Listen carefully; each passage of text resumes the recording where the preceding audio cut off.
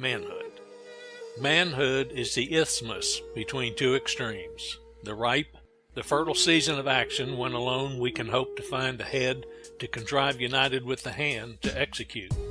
Each age has its peculiar duties and privileges, pleasures and pains. When young, we trust ourselves too much. When old, we trust others too little. Rashness is the error of youth, timid caution of age. In youth, we build castles and plan for ourselves a course of action through life. As we approach old age, we see more and more plainly that we are simply carried forward by a mighty torrent, borne here and there against our will. We then perceive how little control we have had in reality over our course, that our actions, resolves, and endeavors, which seem to give such a guiding course to our life, are but eddies of the mighty stream that rolls to its appointed end.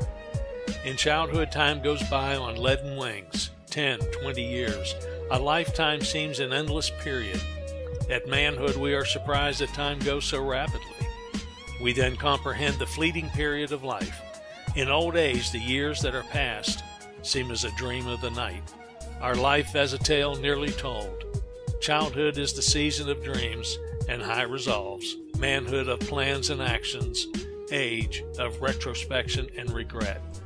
There is certainly no age more potential for good or evil than that of early manhood.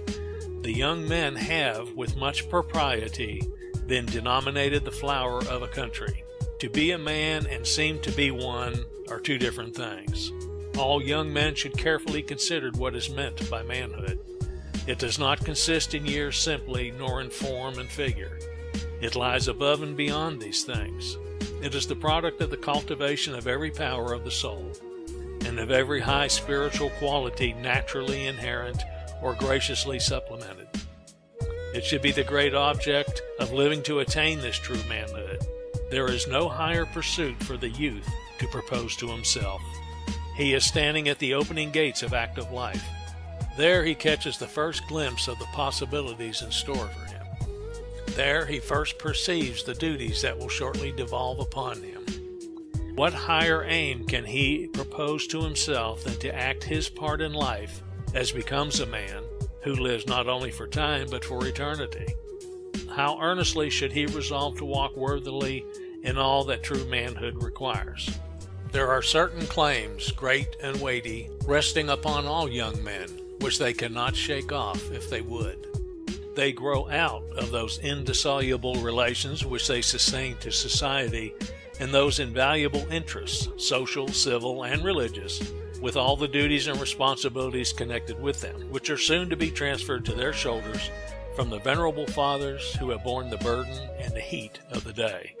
The various departments of business and trust, the pulpit and the bar, our courts of justice and halls of legislation, our civil, religious, and literary institutions, all in short that constitute society and go to make life useful and happy, are to be in their hands and under their control.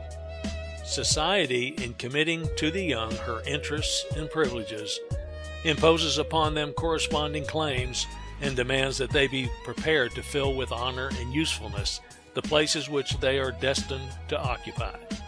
Young men cannot take a rational view of the station to which they are advancing or of the duties that are coming upon them without feeling deeply their need of high and peculiar qualifications.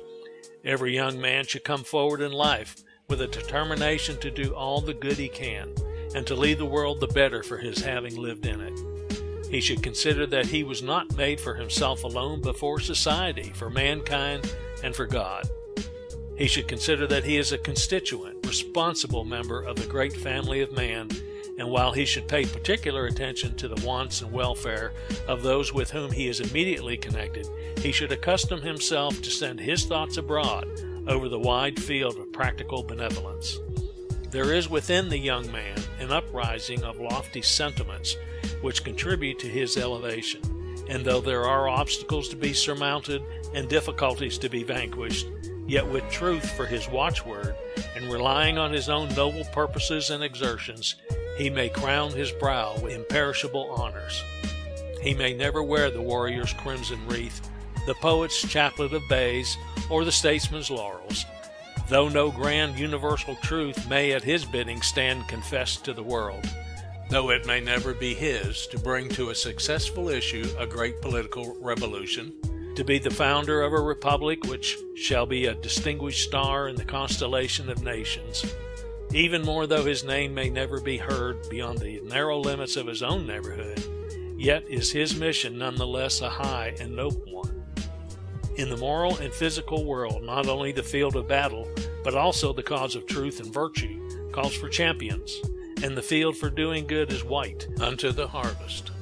If he enlists in the ranks, and his spirits faint not, he may write his name among the stars of heaven. Beautiful lives have blossomed in the darkest places, as pure white lilies, full of fragrance, sometimes bloom on the slimy, stagnant waters. No possession is so productive of real influence as a highly cultivated intellect.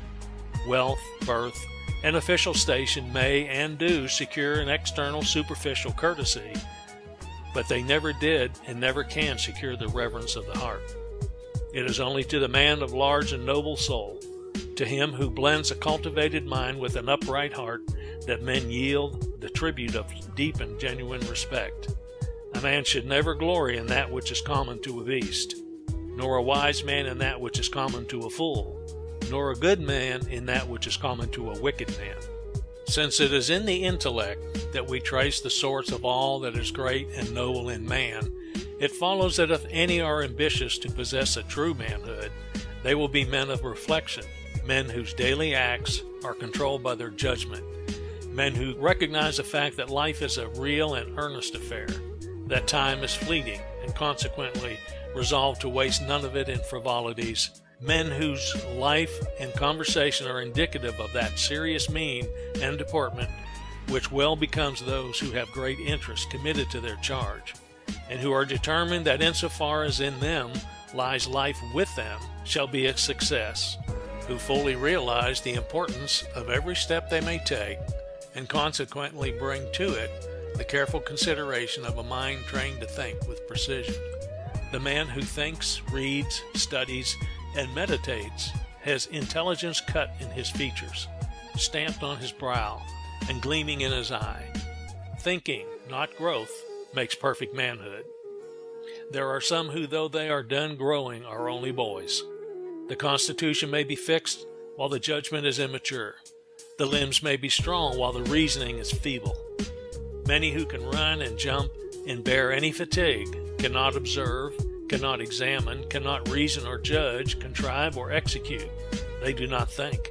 Such persons, though they may have the figure of a man and the years of a man, are not in possession of manhood. They will not acquire it until they learn to look beyond the present and take broad and comprehensive views of their relations to society.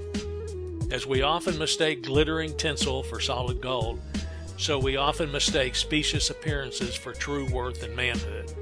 We are too prone to take professions and words in lieu of actions, too easily impressed with good clothes and polite bearings, to inquire into the character and doings of the individual. Man should be rated not by his hoards of gold, not by the simple or temporary influence he may for a time exert, but by his unexceptional principles relative both to character and religion. Strike out these, and what is he? A savage without sympathy. Take them away, and his manship is gone. He no longer lives in the image of his Creator. No smile gladdens his lips, no look of sympathy illumes his countenance to tell of love and charity for the woes of others. But let man go abroad with just principles, and what is he? An exhaustless fountain in a vast desert, a glorious sun, shining ever, dispelling every vestige of darkness. There is love animating his heart, sympathy breathing in every tone. Tears of pity, dewdrops of the soul, gather in his eye and gush impetuously down his cheek. A good man is abroad, and the world knows and feels it. Beneath his smile lurks no degrading passion. Within his heart there slumbers no guile. He is not exalted in mortal pride, not elevated in his own views, but honest, moral, and virtuous before the world. He stands throned on truth. His fortress is wisdom, and his dominion is the vast and limitless universe. always upright, kind, and sympathizing, always attached to just principles and actuated by the same, governed by the highest motives in doing good. These constitute his only true manliness.